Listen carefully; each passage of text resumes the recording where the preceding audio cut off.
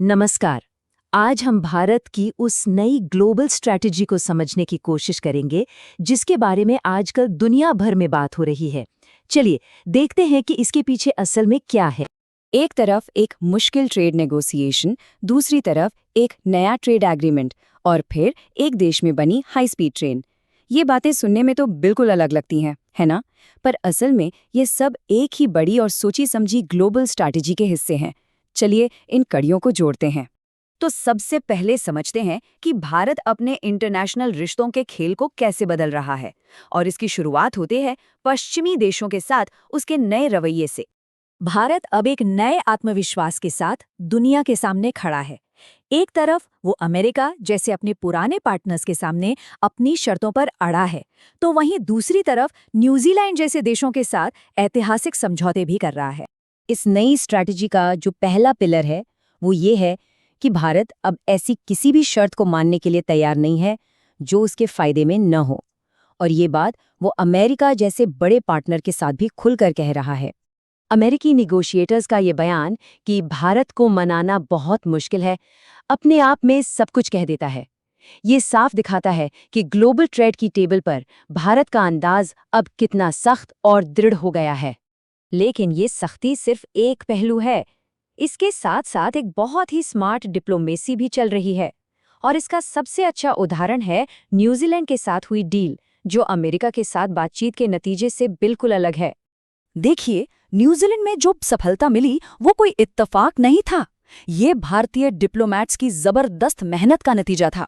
कमाल की बात तो ये है कि उन्होंने सिर्फ सरकार से ही नहीं बल्कि वहां की विपक्षी लेबर पार्टी तक से बात करके उनका भी सपोर्ट हासिल कर लिया। ये दिखाता है कि भारत की विदेश नीति अब कितनी प्रोएक्टिव और मैच्योर हो चुकी है। चलिए अब पश्चिम से थोड़ा आगे बढ़ते हैं और देखते हैं कि यही असर्टिव स्ट्रैटेजी मिडिल ईस्ट में रीजनल पावर इक्वेशन को कैसे बदल रही है। भारत के नेशनल सिक्योरिटी एडवाइजर के कुछ ही दौरों ने इस पूरे इलाके की तस्वीर बदल दी है। एक तरफ भारत और यूएई के रिश्ते बहुत मजबूत हुए हैं और इसका सीधा असर देखिए पाकिस्तान पर पड़ा है। यूएई ने पाकिस्तान से अपने $3.5 अरब का लोन वापस मांग लिया है। ये एक बहुत बड़ा जियोपॉलिटिकल शिफ्ट है। तो सवाल उठता है कि भारत को ये नया कॉन्फिडेंस आ कहाँ से रहा है। इसका जवाब छिपा है उसकी अपनी टेक्नोलॉजिकल और इंडस्ट्रियल ताकत में, जो लगातार बढ़ रही है। और इस आत्मनिर्भरता का एक जीता जागता सबूत है ये B-20 ट्रेन। इसे भारत अर्थ मूवर्स लिमिटेड यानी BML ने पूरी तरह से देश में ही डेवलप किया है। 280 किलोमीटर प्रति घंटा। ये रफ्तार सिर्फ एक नंबर नहीं है, ये भारत के उस इरादे को दिखाती है जो उसे दुनिया के उन चुनिंदा देशों में शामिल करता है जिनके पास ऐसी टेक्नोलॉजी है। साल 2027 में ये ट्रेन पटरियों पर दौड़ना शुरू कर देगी। ये इंडियन रेलवे के मॉडर्नाइजेशन में एक बहुत बड़ा मील का पत्थर साबित होने वाला है। और इसकी शुरुआत होगी गुजरात के एक बहुत ही ज़रूरी इकोनॉमिक कॉरिडोर सूरत और वापी के बीच, जो कि 97 किलोमीटर लंबा है। तो देखिए ये B-28 ट्रेन कितनी सही जगह पर फिट होती है। एक तरफ हमारे पास वंदे भारत है, 180 किलोमीटर प्रति घंटे की रफ्तार वाली, और दूसरी तरफ है बुलेट ट्रेन का सपना जो 320 की स्पीड से चलेगी। तो ये B-28 अपनी 280 की स्पीड के साथ इन दोनों के बीच के बहुत ज़रूरी गैप को भरती है। ये भारत की रेल स्ट्रैटेजी का एक बहुत अहम हिस्सा है। इसका जो डेवलपमेंट टाइमलाइन है वो सच में बहुत एम्बिशियस है। लक्ष्य है कि 15 अगस्त 2027 यानी भारत के स्वतंत्रता दिवस पर इसे लॉन्च किया जाए।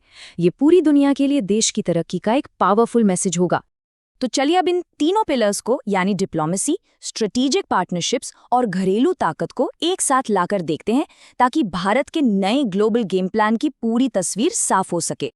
अब देखिए, असली और दिलचस्प बात यह है कि ये सारे पॉइंट्स एक दूसरे को कैसे सपोर्ट करते हैं।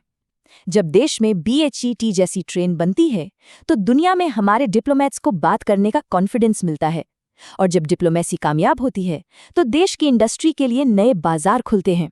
मतलब ये एक ऐसा साइकिल है जो भारत को लगातार मजबूत बना रहा है। तो यहाँ से जो सबसे बड़ी बात समझने वाली है वो ये है कि ये सब अलग अलग इवेंट्स नहीं हैं, ये भारत को एक बड़ी ग्लोबल पावर बनाने की एक वेल प्लान्ड, सोची समझी स्ट्रैटेजी का हिस्सा है। ये नई प्लेबुक तो बस एक शुरुआत है। बड़ा सवाल अब ये है कि भारत का अगला कदम क्या होगा, और इससे भी बड़ा सवाल ये है कि दुनिया इस नए आत्मविश्वासी भारत को कैसे रिस्पॉन्ड करेगी।